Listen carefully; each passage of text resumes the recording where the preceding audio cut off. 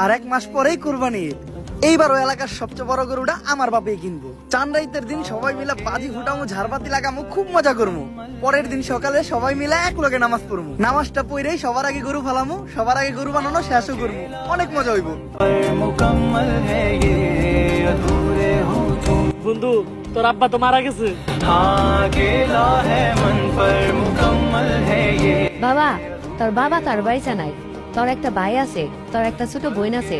এখন এই পুরা পরিবারের দায়িত্ব তোর নিতে হইব, আর সবকিছু চাইরা তোর বিদেশে যাইতে হইব।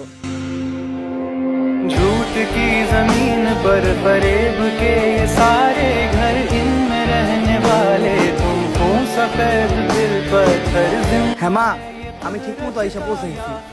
तुम्हारी है जो भी है सबब सो है पर सजा हमारी है। হ্যালো মা, টাকা পাঠাই দিছি মা। তুমি সবাই রে ঈদের কেনাকাটা করে দিও। আর একদিন পরেই তো ঈদ, কোরবানির গরুটা কিনা নিও। বাবা উঠ বাবা, ঈদের নামাজ পড়তে যাবি না? তাড়াতাড়ি লো, ঈদের নামাজটা পড়ে রাখি, তারপর 2 বাপ পুতে মিলা কুরবানির গরুটা ফালাই।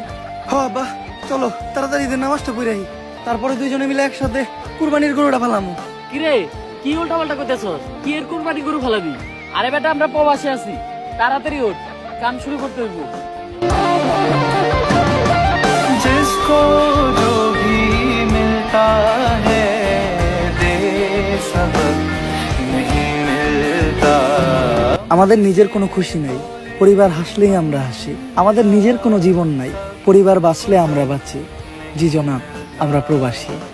जिसको जो भी मिलता है दे सबक नहीं मिलता। मुझसे बोले मन मेरा सबको सब नहीं मिलता।